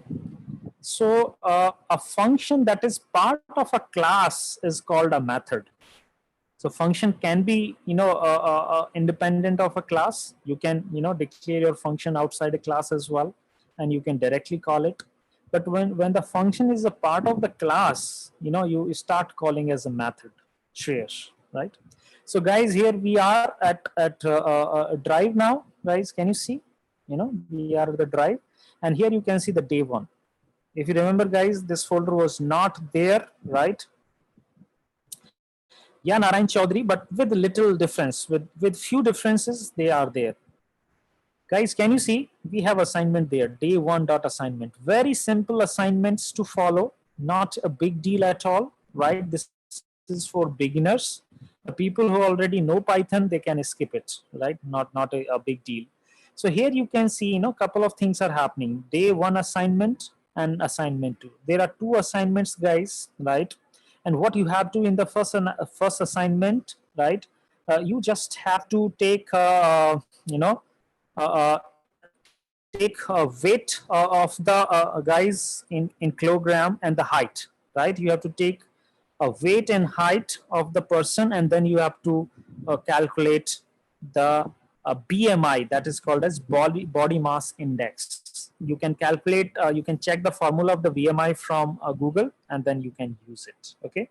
In assignment two, guys, what you have to do, you have to calculate the ride cost. So let's say a guy is traveling 80 kilometers every day for his office, and the cost of the diesel is 80 rupees per liter, and the fuel average of the vehicle is 18 kilometers per liter. Then you have to calculate the cost of the driving, right? That how much money he or she has to spend on that travel. So that is, you have to calculate. Hints are also given, a very basic questions, right? Very basic questions you have, guys. And what you can do now, guys, you can do one thing. You can, submit these assignments. You can submit these assignments using a Google form. You can submit these assignments using a Google form. And what you can do one thing. Maybe you write your code in the RAPL, okay, and then you can, do one thing, guys. You can, copy this code, right? You can copy this code and paste this in a notepad file. So there is an option of download also for the files. Okay. Okay, so is there an option to download? I don't see. On the top, sir, go to three buttons on top. Okay, guys. Okay, download so we are good at this. So, guys, what you can do now, you create maybe you can do one thing. They can create all the files and they can download it as a single Right. zip, sir. So maybe you can do one thing, guys. You can create a new file, right? And let's say BMI, kind of index, for example, .py. So this becomes your file, guys, and here you can write your a complete code. And then what you can do, guys, you can download as zip, right? So all the files would be downloaded. So you can do first create all the assignments and then go for download at zip. So this way all the files would be downloaded. And what you can do, guys, if you want to submit the assignments, assignments are obviously optional as of now. If you want to submit the assignment, guys, you have to use a Google form. So, guys, is Sylvester, sir, is Google form available? Yes, sir, it's available. I've shared the links also. Okay, so guys, we have already shared the Google form link, and what you can do, you can open that Google form link here. Okay, this is there. And here, guys, it requires a couple of details from you. And in the last, guys, you have to, upload that file. And you have to choose which assignment you are uploading, guys. So you can choose from here. Can you see, guys? So if you are uploading the body mass index calculator assignment, so choose this and then upload the file. So it's a simple process, guys, right? And all the assignments would be uploaded separately, guys. All the assignments would be uploaded separately. So this is we have, guys, for you. And here, so Tirupati Dinesh Babu, I think you will have an issue if you do not have the laptop, right? So guys, what we will do regarding the solutions of these assignments, we will upload the solutions. Although, guys, there is a, if you want to submit the assignments, please submit them before the next class, right? Guys, if you want to submit, the assignment, please submit them before the next class. Yes, Krish, you are right. Okay, so that is there. Okay, guys, how you can download, let me tell. Okay, so how you can download, guys? There is an option here. Can you see? Download at zip. You can, download your files. Okay. Yeah, Krish, you are right. So they need to unzip also, so otherwise the form will not take that. The form will only take py file. So after the zip is downloaded, guys, you have to, unzip and then, upload the files individually. You can you can show a demo, sir, to them. It will be easy for them. Okay. So guys, what you can do, maybe let's go for this. Here we have downloaded zip, right? So it is saying save that zip file, okay? And when I go to my drive, guys, when I go to my drive, let me show you. Okay, here you see, guys, when I go to my download folder, here you see the zip folder, right? And if you you can unzip it, right? You can unzip it, and after the unzipping, guys, you will see this folder, and if go inside, you will get two files here. Can you see, guys? Main.py is there and BMI index.py is there, and then you can upload the files, using Google form that is there, right? So Jasmine, the people who do not have the laptop, I think they will struggle. There is no way, we can help you in that. So, that is there. Devansh Gupta was asking a question. So Devansh, what you can do, maybe you can do one thing. Just, get a help here, right? So how you can say help, and then say str dot split method. So that will tell you, what the split method is doing, right? And then also do one thing, help, right? And then say str dot r split, right? So let's see if that function is there or not. So this is also there. So Devansh, it can become a home assignment for you. So please, come prepare for that and share with this learning with us also, right, Devansh? Yeah, if it is Vanshi, if that is working on your mobile, if Raffle is working on your mobile, guys, you can use that, right? You can use that. Okay. So Bharti is saying if we write the code in new file, it is not running. Okay. So Bharti is saying, guys, so Bharti is saying if you write the code in this file, so let's say I use this file, guys, and I say print, and then I say hello. Okay. So print hello, and then it is saying that, this will not work. That is what C is saying, So can you see, guys? It's not printing anything for us, right? It's not printing anything for us because it is basically running the main.py, right? It is basically running a main.py for you, and that's why it's not running that BMI index.py for you, right? They can run the command on the right hand side, sir. They can use on the right hand side. They can say Python if they want to run, and name of the file. So maybe you can do, Bharti, this Python and the name of the file, right? BMI and then index dot py. I think that was the name of the file. So just a minute. What was that? Just Okay. use exclamation mark, sir. Okay, so I can use exclamation mark Python, and then Just give a tab. Just give a tab there. okay, here. So here I, Space BMI tab. okay. So here I say BMI, then index.py. So let's see if this is working. No. You are on prompt, sir. You're actually on prompt. Okay. Uh-huh. No worries, Bharti. Maybe you can do one thing. You can download this main.py and and write your all the code here, right? A code here, and then later on you can rename that main.py, right? So that will work for you. Or what we can do, we have some settings. Like maybe just check it out.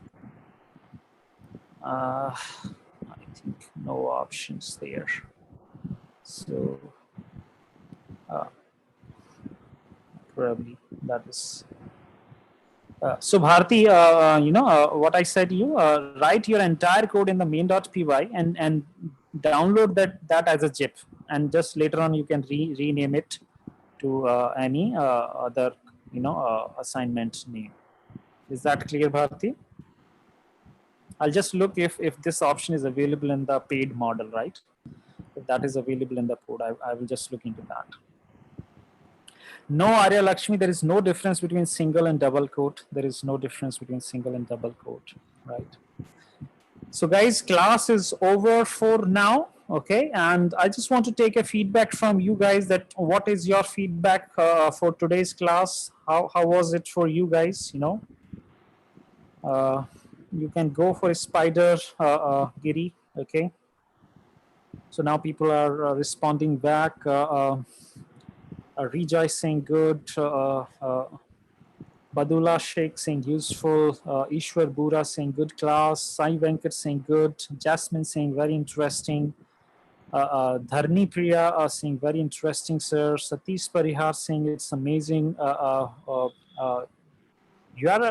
Sethi, Naidu saying nice, Nandini saying amazing, Pooja saying nice, sir, Vanshi Krishna saying super, okay, Giri saying okay, Shraddha Borna is saying nice, okay, Santosh saying marvelous class, Miss Saz saying good, Mathura saying it was awesome, sir, okay,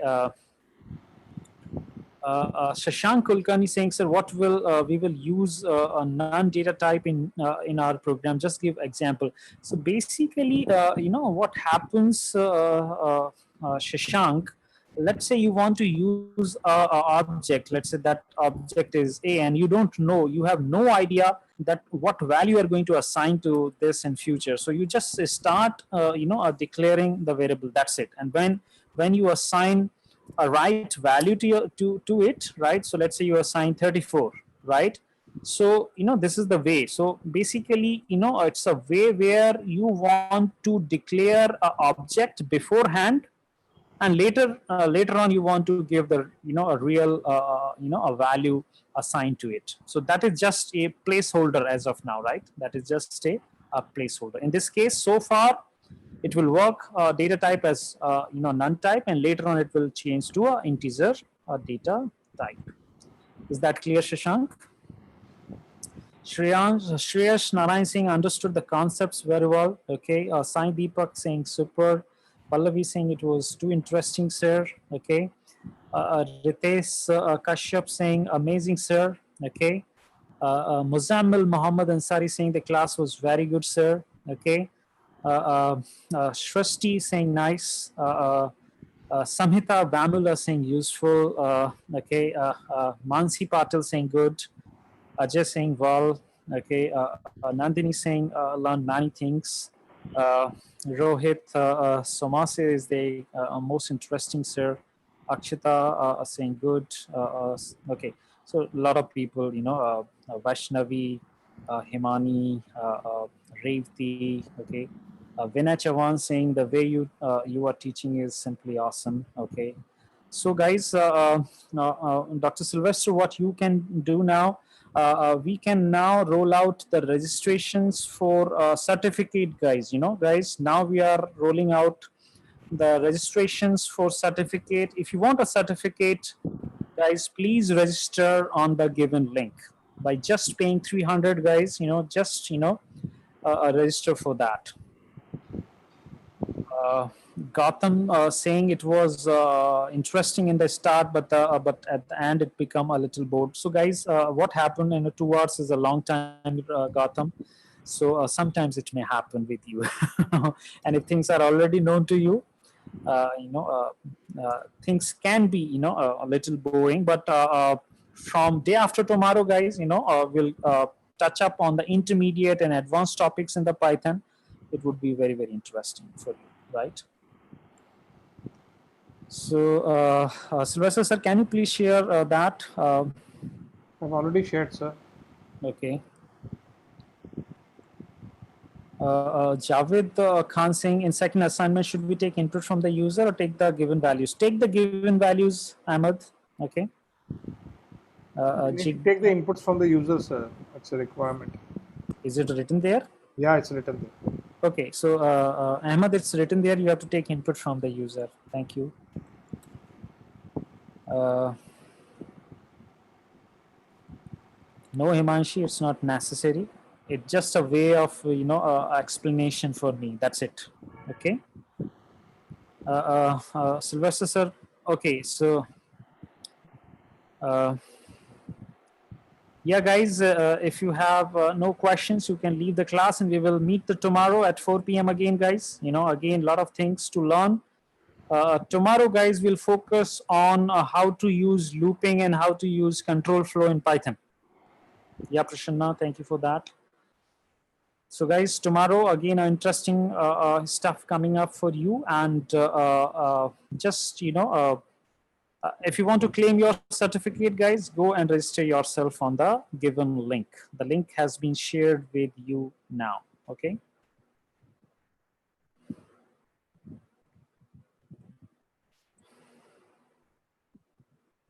Have a nice day, guys. Thanks, Rajat. Have a nice day. And take care, guys.